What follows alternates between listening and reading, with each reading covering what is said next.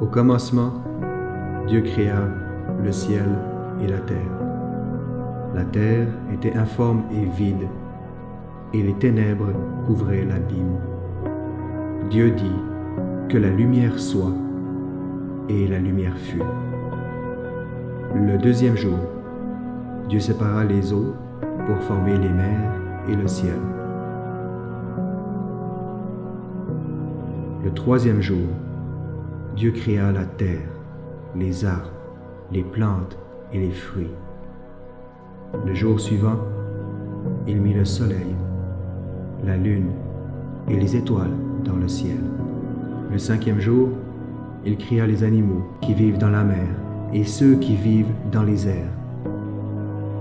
Et le sixième jour, tous les animaux terrestres. Ensuite, Dieu créa l'homme à son image. Il créa l'homme et il créa la femme. Le septième jour, Dieu se reposa. Voici les origines.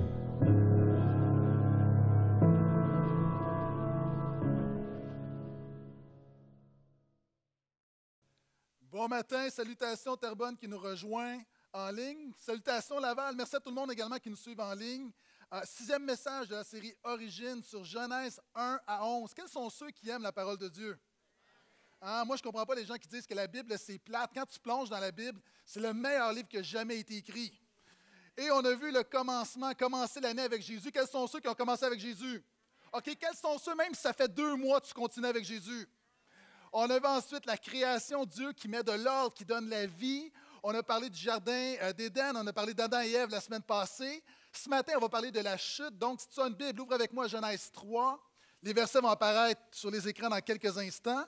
À partir de la semaine prochaine, on va prendre une pause de 2 semaines pour la relâche. Donc, la semaine prochaine, cette semaine, c'est la relâche de la Nodière. L'autre semaine après, c'est la relâche de Laval. Donc, on prend une pause de 2 semaines.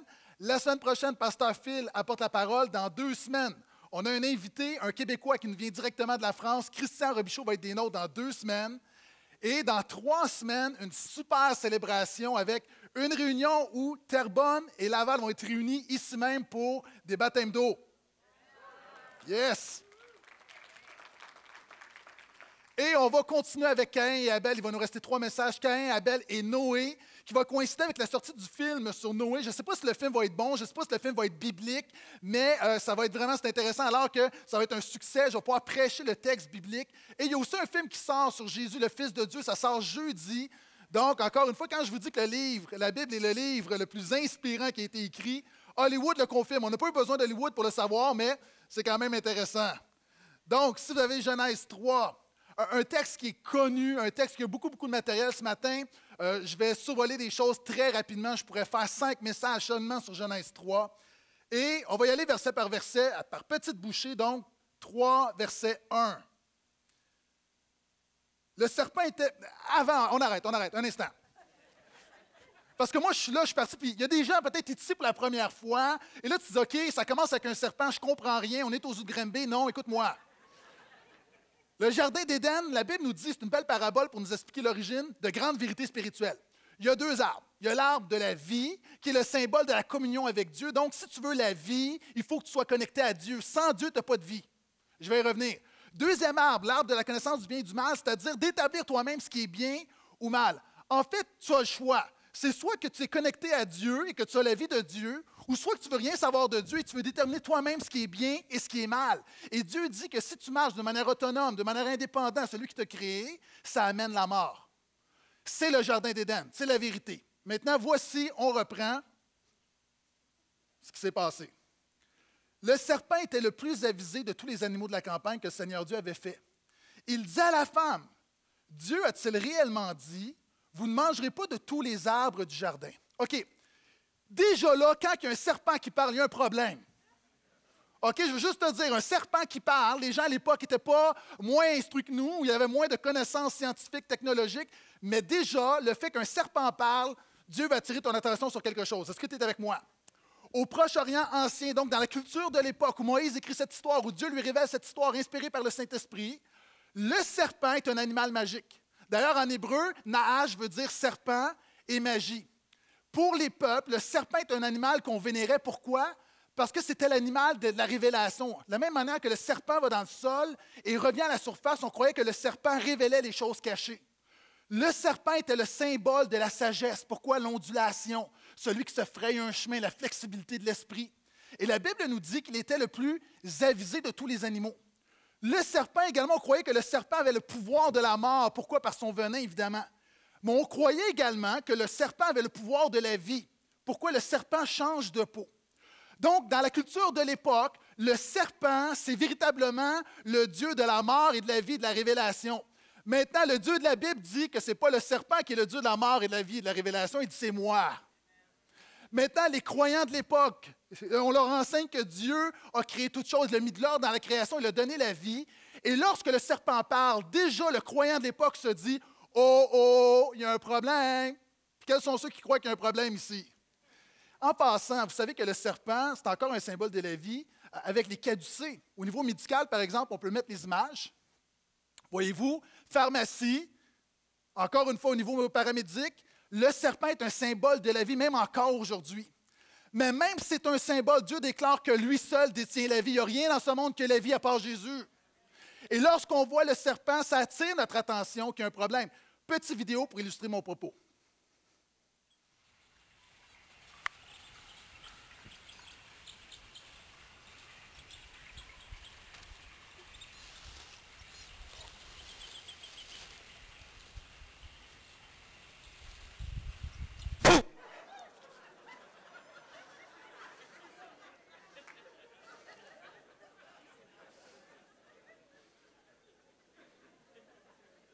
La paix de Jésus gardera vos cœurs et vos pensées. On se calme. Exactement! Souvent de fois, les chrétiens, qu'on connaît le texte, on lit le texte, on est tellement rapide qu'on ne voit pas qu'il y a un problème. Et oui, il y a un problème. Pourquoi? La Bible nous révèle que ce serpent-là, c'est un symbole. Le serpent d'autrefois, c'est celui qui est appelé le diable et Satan. Vous avez le droit de dire Amen, je révèle le fait, on ne dit pas Amen au diable. Et c'est pourquoi la Bible dit qu'à l'époque, le serpent est un animal abominable. Pourquoi? Parce qu'il y avait un symbole derrière ça et Dieu voulait révéler que derrière ce serpent se cachait Satan. Maintenant, la Bible nous dit que le diable est le plus avisé, le plus rusé de tout ce qui a été fait. Je veux dire en partant que le diable est plus brillant que toi. Il y a du monde, tu viens à l'église, dans un monde de rationalisme, tu entends un pasteur te parler du diable, et là, tu ne le fais pas, mais dans ta tête, tu fais « le diable ». Je veux juste te dire que le diable est plus avisé, il est plus brillant que toi, et le diable, souvent de fois, va te faire tomber dans son panneau. Le diable a de l'expérience. Le diable a 10 000 ans d'expérience avec l'humanité. Le diable s'est battu avec Jésus. Le diable a fait tomber David. Le diable a fait tomber Moïse. Le diable a fait tomber Abraham. Et c'est pourquoi tu as besoin de respecter, je ne dis pas de respecter le diable, mais de respecter la vérité biblique qui te dit de prendre garde parce qu'il y a un diable qui est présent. Les gens qui disent, oui, mais moi, le diable, vous savez, si un homme se bat contre Georges Saint-Pierre et que Georges Saint-Pierre le bat, même si cet homme-là a perdu, je vais faire attention. Et même si le diable a perdu contre Jésus, la Bible te dit de faire attention.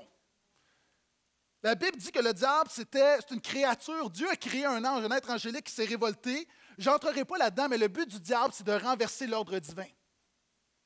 Le but du diable, c'est de toujours renverser l'ordre de Dieu, c'est de créer le désordre. D'ailleurs, c'est intéressant parce que la Bible dit que le serpent, le diable, va parler. Alors que dans le chapitre précédent, Dieu avait dit à l'homme, tu vas parler sur les animaux. C'est l'homme qui donne la parole, c'est l'homme qui nomme les animaux, c'est l'homme qui parle aux animaux. Et tout à coup, il y a un renversement et Adam et Ève vont permettre ce renversement-là dans leur vie. Je veux juste déclarer que Dieu est un Dieu d'ordre, il veut créer l'ordre dans ta vie, mais le diable veut créer le désordre.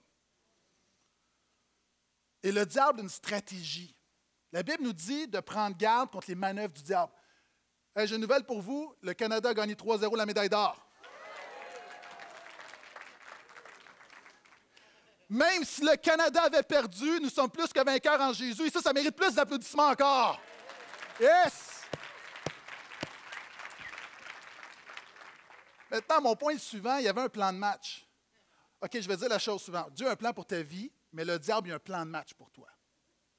Le diable a une stratégie.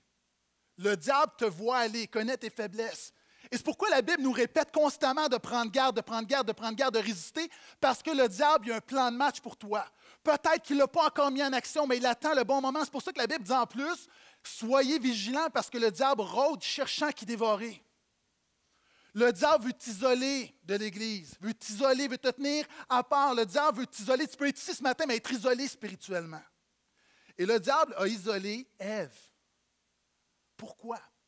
La force, et là, suivez-moi bien, c'est vraiment, il y a une grande vérité là-dedans qu'on n'entend pas souvent.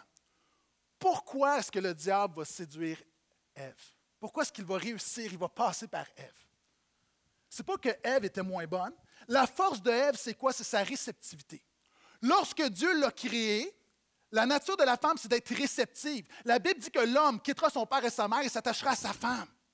Donc, sa force, c'est d'accueillir, c'est son ouverture. Maintenant, le diable prend cette force-là et la transforme en faiblesse et ça devient une ouverture au doute et au péché.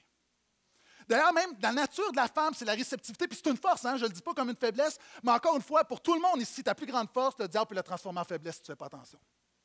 Ah, les femmes, d'ailleurs, avez-vous remarqué, les femmes, vous recevez des fleurs. Est-ce que des femmes, vous achetez des fleurs à vos maris? Peut-être qu'il y en a, là, mais de manière générale, moi, si ma femme m'arrive avec une douzaine de roses, c'est comme, ah, gaspille pas notre argent, chérie. OK? La bague de fiançailles, c'est l'homme qui l'offre. Au niveau de la relation sexuelle, donc, il y a un domaine de réceptivité qui est là, et le diable va transformer ça. Et la Bible nous dit que le diable, qui veut dire calomniateur, est un adversaire. Satan, il y a deux mots. Satan qui vient de l'hébreu, l'Ancien Testament, qui veut dire l'adversaire. Diable, diabolos, qui veut dire le calomniateur, celui qui répand le mensonge. Le diable est le père du mensonge. Jésus l'appelle le père du mensonge. Et là, j'ai un point vraiment important. Le diable va tordre la vérité. Et souvent, on se fait avoir par le diable parce que ce que le diable fait, ce n'est pas 100% mensonge. Il peut prendre 90% de vérité et mettre 10% mensonge, mais ça demeure un mensonge parce que la vérité est 100% pure. Est-ce que tu es là? Et souvent, c'est vrai dans ta vie. C'est vrai dans nos relations. Le diable dit, Dieu a-t-il réellement dit, vous ne mangerez pas de tous les arbres du jardin? Ça ressemble à ce que Dieu a dit, mais ce n'est pas ça que Dieu a dit. Le diable dit, Dieu a-t-il vraiment dit, vous ne mangerez pas de tous les arbres du jardin? Non, mon ami, Dieu a dit, tu pourras manger de tout. Il y a juste un arbre que tu ne manges pas.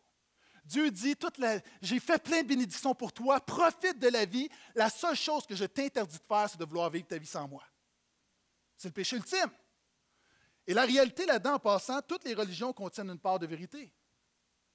Allez dans l'islam, le bouddhisme, le nouvel âge, il y a une part de vérité. Vous allez entendre des choses, puis il y a des choses qui sont vraies, mais le problème, tu veux baser ta vie pas sur quelque chose qui a de la vérité, tu veux baser ta vie sur 100% vérité. Et Jésus a dit, je suis la vérité. Dans toutes les religions, dans toutes les fausses doctrines chrétiennes, il y a une part de vérité. Il y a un enseignement biblique qu'on tord. Même la Bible dit dans tous les conflits, avez-vous remarqué, vous asseyez avec quelqu'un, il y a un conflit, la personne vous raconte son histoire, vous dites, « Ah, tu as tellement raison. » Vous allez vous asseoir avec l'autre, puis vous dites, « Ah, tu as tellement raison. » Pourquoi? Parce que c'est ni blanc ni noir. Est-ce que tu es avec moi? Tous les mensonges contiennent une part de vérité. Pour que tu mordes à l'hameçon, le diable doit mettre un anane. C'est vrai pour ta vie, c'est vrai, il va mettre des choses dans ton cœur, il va mettre le doute. Plus encore, la stratégie de Satan, c'est d'enrober le mensonge d'une part de vérité. Si Satan te donne du poison, tu ne le prendras pas, mais s'il le met dans un bonbon, tu vas le prendre. Et souvent de fois, il y a des choses que tu vas accepter, des pensées sur toi-même, des mensonges sur toi-même, des mensonges sur les autres, mensonges sur Dieu. Tu vas accepter parce qu'il y a une part de vérité, tu mens, mais il y a toute une part de mensonge qui est en train d'amener la mort dans ta vie. Est-ce que tu es toujours là? On continue, versets 2 à 5, s'il vous plaît. La femme dit au serpent, « Nous pouvons manger du fruit des arbres du jardin, mais quant au fruit de l'arbre qui est au milieu du jardin, Dieu a dit, « Vous n'en mangerez pas, vous n'y toucherez pas, sinon vous mourrez. » Alors le serpent dit à la femme, « Pas du tout, vous ne mourrez pas. Dieu le sait, le jour où vous en mangerez, vos yeux s'ouvriront et vous serez comme des dieux qui connaissent ce qui est bon ou mauvais. » Le diable veut te faire douter. Mais le diable, contrairement à ce que tu crois, ne veut pas tellement te faire douter de l'existence de Dieu, il veut te faire douter de la bonté de Dieu. Ce qui fait le plus de ravages, ce n'est pas est-ce que Dieu existe ou pas, oui, c'est le plus de ravages, c'est dans le cœur des croyants quand tu remets en question le fait, est-ce que Dieu est vraiment amour, est-ce que Dieu est vraiment bon? Et voyez comment le diable s'y prend. Il y a comme un crescendo. Premièrement, il va sommer une pensée. L'erreur de la femme, l'erreur d'Ève, c'est qu'elle a argumenté avec le diable. Je dis quelque chose, ne parle pas avec le diable, n'argumente pas avec le diable. Il y a souvent, les gens vont dire, tu as besoin de t'écouter, arrête de t'écouter parce que souvent, c'est le diable qui te parle. Deuxièmement, le diable met l'accent sur l'interdiction, pas sur la provision. Vous savez, être croyant, on est dans un monde de relativisme où il n'y a plus de mal, il n'y a plus de bien. Être croyant, c'est ne pas appeler le mal bien et ne pas appeler le bien mal. Est-ce que vous êtes là? Il y a des choses qui sont pures et des choses qui sont impures. Il y a des choses qui sont péchées, puis il y a des choses qui sont sainteté. Il y a des choses qui sont de Dieu, puis il y a des choses qui sont du diable. Il y a des choses de l'esprit et des choses de la chair. Et être chrétien, c'est distinguer entre les deux. Maintenant, le diable met l'accent sur ce que tu n'as pas le droit de faire. Vous savez, c'est comme tes enfants. Est-ce que vous avez des enfants comme ça? Ils te demandent une permission, tu dis non. Et la réponse, c'est « tu ne veux jamais rien ». Tu les loges, tu les nourris, tu les habilles, tu les bénis, mais tu ne veux jamais rien. Puis il y a des gens ici, tu mets l'accent sur, tu as l'impression qu'être chrétien, tu es moins libre, et tu mets l'accent sur ce que Dieu déclare mal et péché dans ta vie, puis ça ne fait pas ton affaire, alors que tu oublies que Dieu prend soin de toi, Dieu te loge, Dieu t'habille, Dieu te nourrit, et Dieu te bénit. Et le diable met l'accent sur l'aspect négatif. Le diable encourage la religion. C'est intéressant à regarder la réponse de Ève. Elle va dire, non, non, Dieu a dit, vous n'y mangerez pas et vous n'y toucherez pas. Dieu n'a jamais dit ça. Dieu n'a jamais dit que tu ne vas pas toucher aux fruits. Et ça, on voit, c'est de la religion. La religion, c'est des commandements humains, c'est-à-dire, on rajoute des préceptes humains à l'Évangile. D'ailleurs, Jésus a confronté les pharisiens là-dessus. Et Ève, alors que Dieu lui dit, tu ne mangeras pas, elle rajoute quelque chose. Hein? C'est légaliste. Non, on va aller plus loin, on ne va même pas y toucher. Je veux juste dire que le diable, si tu viens à l'Église, ça ne le dérange pas trop. Si tu dis Amen, ça ne le dérange pas trop. Tu fais une petite prière avant de manger, ça ne le dérange pas trop. Ce qui le dérange, c'est si tu as une relation vivante et personnelle avec Jésus. Et le diable ici encourage la religion. Et regardez, il continue. Il atténue la sanction. Il dit, non, non, non, tu peux manger de cet arbre-là, tu peux vivre sans Dieu, tu ne vas pas mourir. Combien de fois est-ce que dans nos cœurs, on se dit, ce que Dieu déclare péché, on remet ça en question, ce que Dieu déclare mal, on le remet en question. Combien d'entre nous, on s'est dit, l'enfer, est-ce que c'est vraiment l'enfer? Je me souviens un jour, j'étais dans une voiture avec, j'allais au cimetière quand j'ai une de mes amies qui est décédée, et dans la voiture, dans le corbillard, l'homme à côté de moi me dit, qui conduit, puis c'est lui qui dirige toutes les cérémonies pour le salon funéraire, qui me dit, moi je crois qu'il y a un enfer, mais le bon Dieu est trop bon pour envoyer quiconque en enfer. C'est une belle philosophie, mais qui ne s'appuie pas sur la Bible. Puis souvent, on raisonne des choses.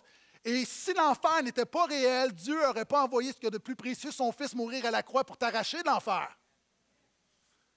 La réalité ici, le diable fait toujours la même chose, c'est pas si pire. Il y a des gens ici, tu joues avec le péché, il ne se passe rien dans ta vie, puis tu dis finalement, Dieu s'en fout. Ne confonds pas la patience de Dieu avec la permission de Dieu. Et le diable attaque la bonté de Dieu. Il dit non, Dieu le sait. Quand vous allez manger, quand vous allez vivre sans lui, vous allez être comme des dieux. C'est-à-dire, Dieu a peur de la rivalité.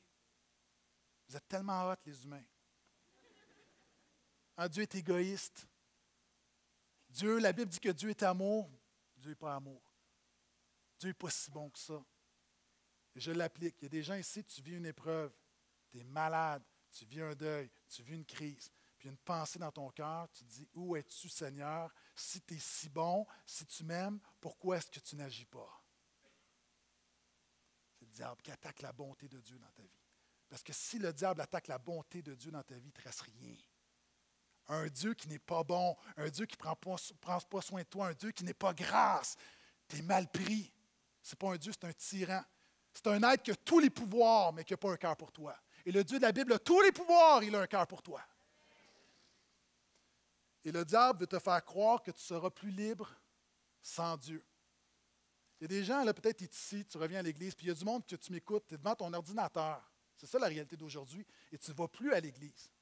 Puis tu as trop reçu de Jésus pour t'en passer, tu écoutes des messages, mais tu es trop dans le péché pour te repentir puis revenir à Jésus. Puis présentement, tu es comme en deux. Puis tu penses que si vraiment tu reviens pleinement à Jésus, tu vas être moins libre. Et tu penses que plus que tu as de Jésus, moins que tu as de liberté. Et c'est que tu n'as rien compris à l'Évangile. Plus que tu as Jésus, plus que tu as la liberté. Parce que la Bible dit que chacun est esclave de ce que triomphe de lui. Et si tu n'es pas esclave de Jésus, tu es esclave du péché et du diable. Puis ici, Satan veut faire croire à Ève et à Adam qu'ils vont être plus libres sans lui. Vous savez, ils se font manipuler. Et notre société, avec tous les philosophes, puis toutes les pensées sans Dieu, les pensées matérialistes, les pensées athées, puis on a un beau raisonnement, mais ce raisonnement-là est influencé par le diable. On veut nous faire croire que sans Dieu, on est libre. Mais on se fait manipuler par le diable. C'est comme mes enfants.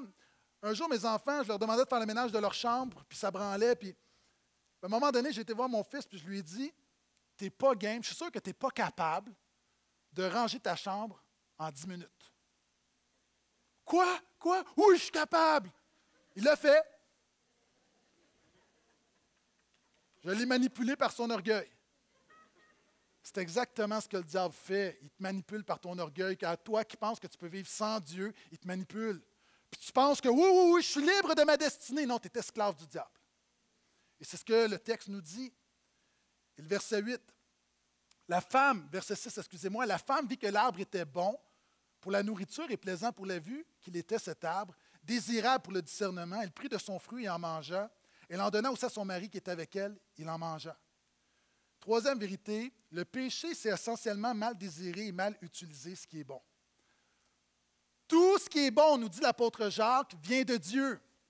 Il n'y a aucune bénédiction que tu as qui ne vient pas de Dieu. Tout ce que Dieu fait est bon. Dieu n'est pas Dollarama, il n'y a rien de made in China cheap.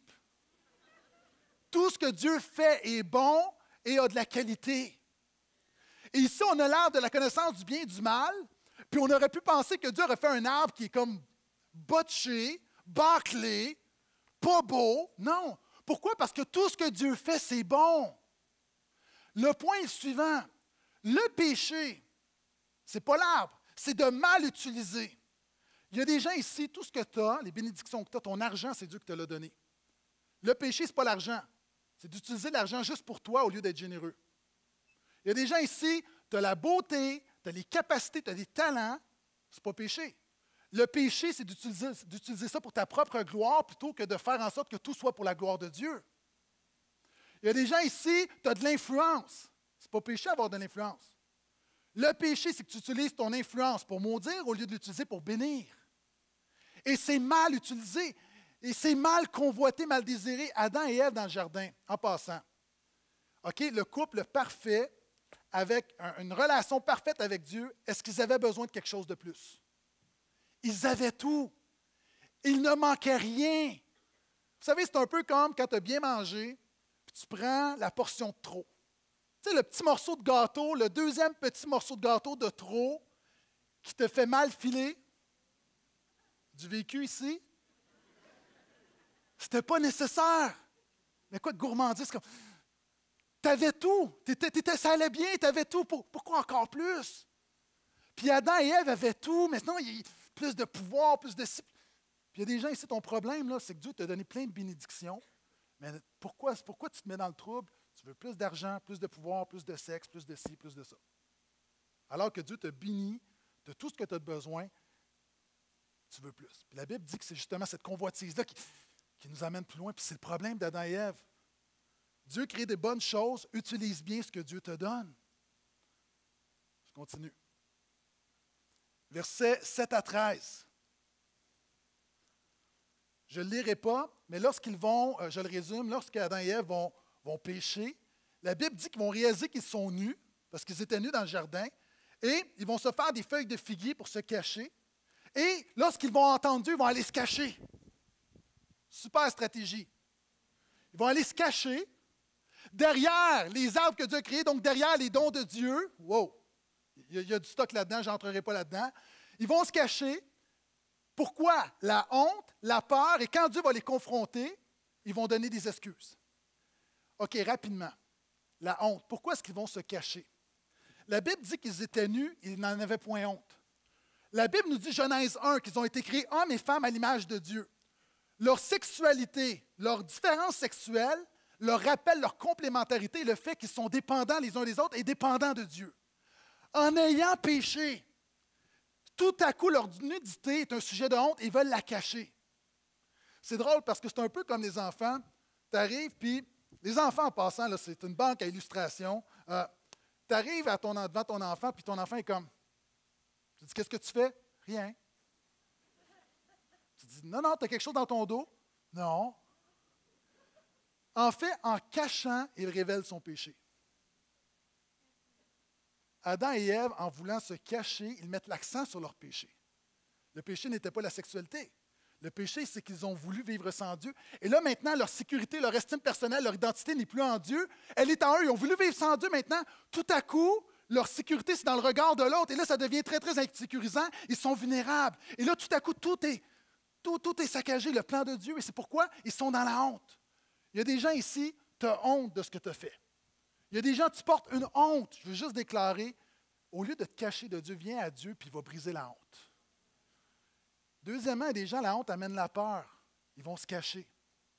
Vous savez, je me rappelle, lorsque j'étais à l'école, il y a une amie, une petite fille qui arrive à un moment donné au primaire, puis elle me dit, elle a des nouvelles lunettes, puis elle dit, j'ai des lunettes qui voient au travers les vêtements.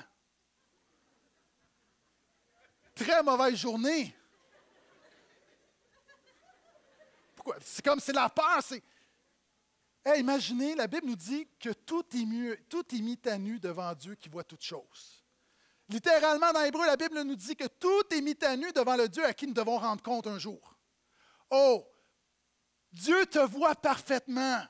Et ça, honnêtement, le fait que Dieu nous voit parfaitement, pour tout le monde ici, ça fait peur. Il n'y a personne ici qui peut dire, le fait que Dieu me voit, ça ne me dérange pas. Tout le monde ici, il y a une part de honte et de peur qui nous habite. Pourquoi? Parce qu'un jour, on va avoir à rendre compte à un Dieu parfait, un Dieu infaillible, alors que nous, on est pécheurs, on est imparfaits et qu'on est faillibles. Et c'est pourquoi aussi on se donne des excuses. Lorsque Dieu va dire à Adam, « Mais pourquoi tu as fait ça? » Non, il ne fait pas ça, OK? Mais comme, pourquoi tu as fait ça? En passant, quelqu'un a dit, le péché originel, la définition, c'est quoi? Une pomme, 2 poires, beaucoup de pépins. Je reviens. Moi, je trouvais ça bon, OK, en passant, là. Ça m'arrive des fois d'aimer des choses, mais je suis seul, OK? Puis dis, pourquoi tu as fait ça? Adam va dire, c'est à cause de la femme que tu as mise auprès de moi. Je suis une victime. Et là, il va aller voir Ève, puis il va dire, Ève, pourquoi tu as fait ça? Puis elle va dire, c'est la faute du serpent. Ça, c'est l'être humain. Écoute-moi bien. Chacun d'entre nous ici dans nos vies, il y a des choses qui ne fonctionnent pas. Chacun d'entre nous ici dans nos vies, il y a des péchés, il y a des sujets de honte et de peur. Arrête de mettre la faute sur les autres, arrête de mettre la faute sur Dieu, arrête de mettre la faute sur le diable. Ce qu'Adam et Ève auraient dû faire, c'est Seigneur, je te demande pardon, je me repens, pardonne-moi, sauve-moi. C'est la clé. Il n'y en a pas d'autre. Lâcher prise. Du monde ici, là, tu luttes, tu caches ta peur, tu essaies, tu reviens à Dieu. OK? Arrête ça, là, je vais te sauver plusieurs années de ta vie. Là. Il y a une solution, abandonne tout. Ça s'appelle la repentance et la foi. Et regardez, versets 7 à 13, Dieu, il y a une conséquence, versets 14 à 19, je ne vais pas le lire, je vais résumer seulement, mais ici on voit qu'il y a une conséquence et tout à coup, le péché va contaminer complètement la bénédiction. C'est le 5e principe. Le péché va contaminer tes bénédictions. Qu'est-ce que ça veut dire? Petite image qui illustre mon propos. Ève, mange pas ça, c'est pas de la salade, c'est mon linge sale.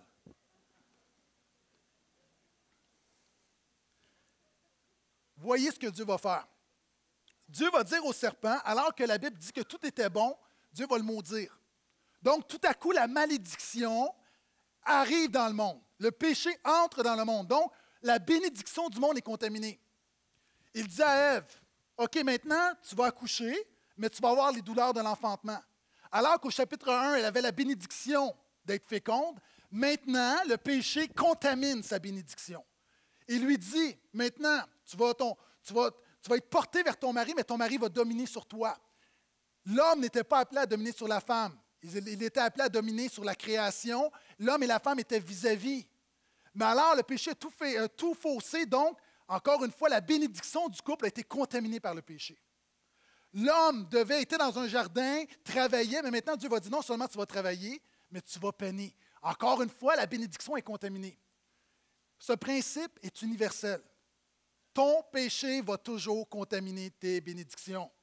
Le péché va contaminer ta foi, va contaminer ta joie, va contaminer ta paix, va contaminer ta communion avec Dieu, va contaminer ta sainteté, va contaminer ton couple, va contaminer ta famille, va contaminer ton Église, va contaminer ton travail, tes finances. Le péché contamine toujours. Et regardez.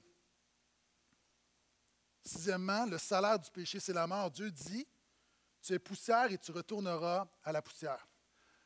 Le salaire du péché, c'est la mort. C'est une citation qu'on retrouve dans Romains 6, 23. Et encore une fois, non seulement il contamine, mais ultimement, il amène toujours la mort. J'ai été faire réparer quelque chose hier, puis après la réparation, je demande à la personne combien je vous dois. La personne me dit rien, seulement un beau sourire. Et moi, j'aime ça. Un beau sourire, ça ne coûte rien. La réalité, la vie ne fonctionne pas toujours comme ça. La Bible dit que tu vas récolter ce que tu as semé. Chacun d'entre nous, on a semé le péché un jour ou l'autre, ou jour après jour. Puis la Bible dit que c'est une loi que tu ne peux pas éviter, inévitable. Le salaire du péché, c'est la mort. Maintenant, regardez. Dieu dit le jour où tu mangeras, donc le jour où tu vas manger, où tu vas vivre de manière autonome, où tu vas vouloir vivre sans moi, tu vas mourir. Il y a des gens qui vont dire, ah ah, je regarde dans le texte, puis Adam n'est pas mort. Donc, tu vois, ce n'est pas vrai. Tu confonds deux choses. Il y a du monde là, devant moi, là. Tu penses que tu vis, mais en fait, tu ne vis pas, tu fais simplement exister. Mais tu es mort dans ton péché. C'est pour ça que Jésus a dit, la vie éternelle, c'est quoi? C'est de te connaître, toi, le seul vrai Dieu. Jésus a dit que je suis venu pour vous donner la vie éternelle, la vie en abondance. Jésus dit, je suis la vie. Et la réalité, si tu n'as pas Jésus, tu n'as pas la vie que Dieu a pour toi. Et tu peux marcher, tu peux faire des projets, tu peux profiter de la vie, mais aux yeux de Dieu, tu es un zombie, tu es un mort vivant. Tu n'as pas la vie, tu existes. Et à partir de ce moment-là, Adam a cessé de vivre et a commencé à exister. Puis je veux juste déclarer, il y a des gens ici, tu existes, Jésus a tellement plus pour toi, il a une vie pour toi. Versets 20 à 24. L'homme appela sa femme du nom d'Ève, qui veut dire vivante, car elle est devenue la mère de tous les vivants. Le Seigneur Dieu fit à l'homme et sa femme des habits de peau dont il les revêtit. Le Seigneur Dieu dit, l'homme est devenu comme l'un de nous pour la connaissance de ce qui est bon ou mauvais, que maintenant il ne tente pas la main pour prendre aussi de l'arbre de vie et en manger et vivre toujours. Le Seigneur Dieu le renvoya du jardin d'Éden pour qu'il cultive la terre d'où il avait été pris. Après avoir été chassé, l'homme, il posta à l'est du jardin d'Éden les kéroubim, généralement on va traduire les chérubins, et l'épée flamboyante qui tournoie pour garder le chemin de l'arbre de la vie. J'ai presque terminé. 7e grande vérité, là où le péché abonde, la grâce surabonde. Je vois la grâce dès la chute, dès le péché originel, nous voyons la grâce de Dieu. Premièrement, on voit Adam et Ève vont se couvrir avec des feuilles. Et là, Dieu va tuer un animal et va les couvrir avec une peau d'animal. Il y a un principe vraiment important, c'est le premier sacrifice de la Bible. Dieu veut enseigner, premièrement, couvrir. La Bible nous dit que ce que Dieu fait lorsqu'il pardonne ton péché, c'est l'équivalent de couvrir ton péché. Et la Bible dit, encore une fois, non seulement il va couvrir ton péché, mais il va le faire avec un sacrifice d'animal. La Bible nous dit, sans effusion de sang, il n'y a pas de pardon. Et Dieu est en train de préparer, est en train d'enseigner à l'humanité que le pardon, le salaire du péché, c'est la mort, et le pardon nécessite un sacrifice. Puis il va les couvrir.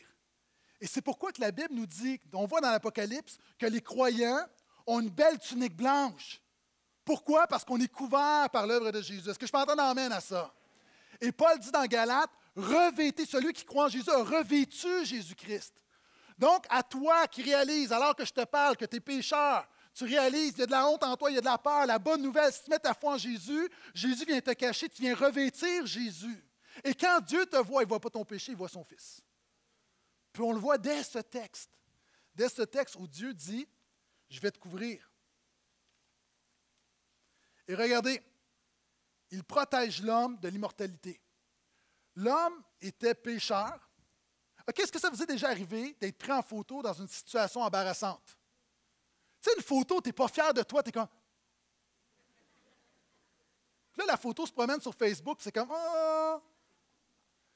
L'homme, s'est révolté contre Dieu. L'homme est pécheur, et si Dieu avait permis que l'homme continue d'avoir accès à l'arbre de vie, que l'homme continue à avoir la vie, il serait éternellement en rupture avec Dieu, éternellement dans son péché. Et Dieu, en l'expulsant du Jardin d'Éden, en ne permettant pas qu'il ait accès à l'arbre de vie, c'est une mesure de grâce pour lui rappeler que par ta mort, je vais pouvoir te sauver. C'est profond et c'est bon. Est-ce que vous êtes là? Et regardez, Dieu va préserver l'arbre de vie. On voit la grâce de Dieu. Moi, personnellement, Gaétan Brassard, là, si j'avais été Dieu, je crée l'humanité, je leur donne tout, climat, atmosphère, tout est parfait, et l'homme et la femme se révoltent. Moi, j'aurais dit, donnez-moi une hache, je vais te le couper l'arbre. Oui, c'est comme, hey, je vous ai tout donné, on coupe l'arbre, c'est fini. Mais gloire à Dieu, notre Seigneur est plus gracieux que moi. Et Dieu dit non, on va préserver l'arbre de vie. Et regardez, Adam, dans ce moment-là, va dire, il appelle sa femme vie. Ève, ça veut dire Ewa, vie. On pourrait dire littéralement en français Viviane. Donc, il l'appelle vie. Puis on a vu ensemble, dans les semaines précédentes, que quand l'homme nomme quelque chose, il appelle à l'existence. Et là, dans un moment de ténèbres, de peur, de honte, de chute, de péché, où le diable fait des ravages, malgré tout ça, Satan step up et commence à dire vie. Il déclare sa foi et sa persévérance et sa confiance dans le Dieu de la restauration. Et moi, je vois Adam, puis jusqu'à un moment, chapitre 3, je n'étais pas impressionné, mais ce verset-là, Adam m'impressionne carrément. Je n'aurais pas fait mieux que lui. Mais quand je le vois dire, il appelle à la persévérance. Puis j'aimerais vous présenter une vidéo qui démontre un peu l'attitude d'Adam. Alors que tout le forçait à abandonner, Adam dit, je connais mon Dieu, je n'abandonnerai pas.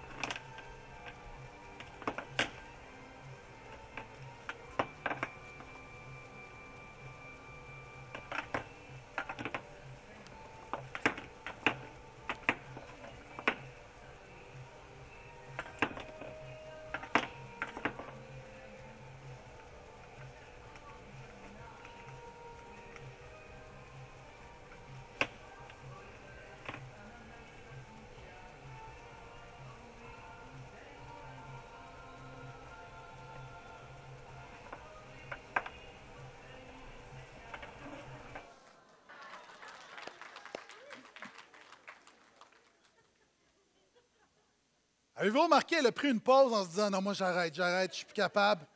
Non. C'est une souris, persévère. Nous qui connaissons la grandeur, l'amour et la grâce de Dieu, est-ce qu'on peut persévérer au nom de Jésus? Amen.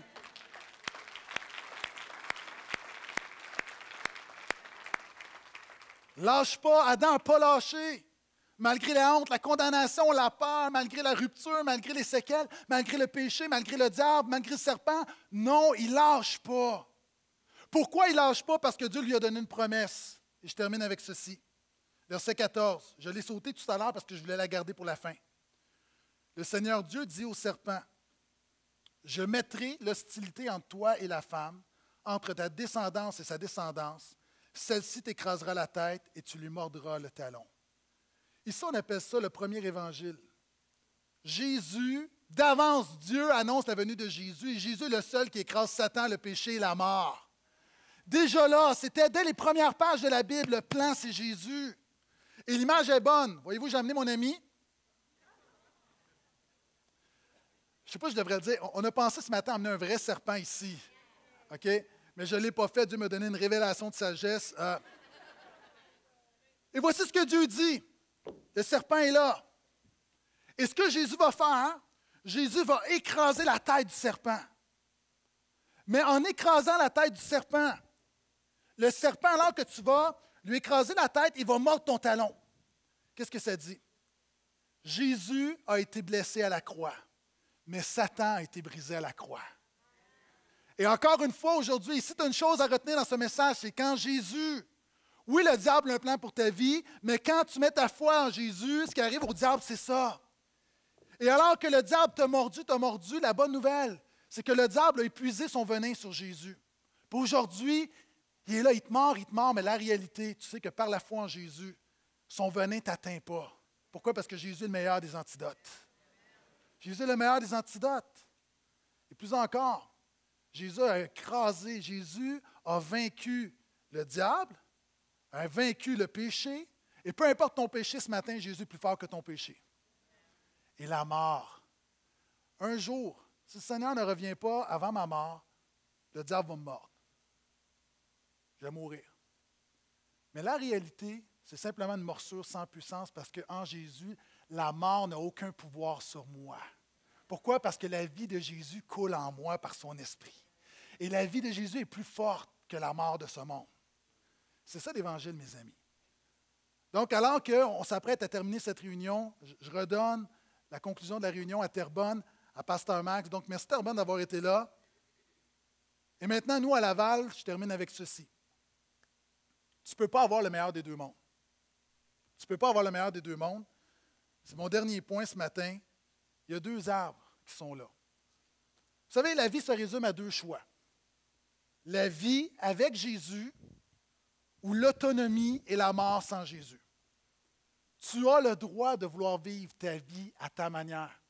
Tu as le droit de vouloir vivre ta vie de manière indépendante à Dieu. Mais attends-toi pas à avoir la bénédiction, la faveur et la vie de Dieu. Tu as un choix. Comme dans le jardin, il y avait deux arbres. Encore aujourd'hui, spirituellement, il y a toujours deux arbres. Puis tu choisis.